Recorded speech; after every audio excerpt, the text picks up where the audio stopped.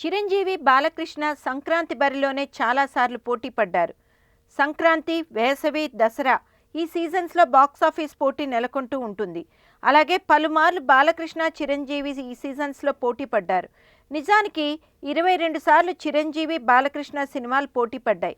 అయితే 14 సార్లు ఒకరోజు, వారం రోజుల తేడాతో బాలకృష్ణ, చిరంజీవి సినిమాలు బరిలోకి దిగాయి.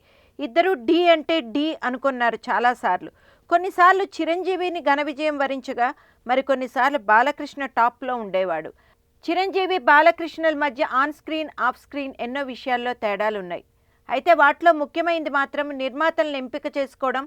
ఈ విషయం ఎవరిని అడిగినా ఇట్టే చెప్పేస్తారు. చిరంజీవి ఎప్పుడూ లైమ్లైట్లో ఉండే బడా నిర్మాతలకే ఎక్కువ ప్రాధాన్యం ఇస్తూ వచ్చాడు.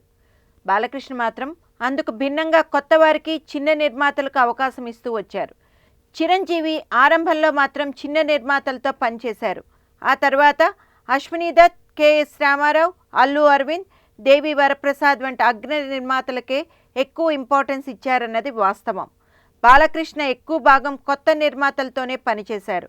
అంతెందుకు, ఆయనకు బ్లాక్ బస్టర్ హిట్స్గా నిలిచిన సమరసింహారెడ్డి, నరసింహనాయుడు, సింహ వంటి సినిమాల నిర్మాతలు చిన్న నిర్మాతలే కావడం అందుకు ఉదాహరణ. కానీ సీన్ రివర్స్. చిరంజీవి 150వ సినిమాకు మాత్రం కొత్త నిర్మాత. అతనే రామ్ చరణ్. చిరంజీవి, బాలకృష్ణకు మధ్య ఉన్న ప్రధానమైన తేడా ఇదే.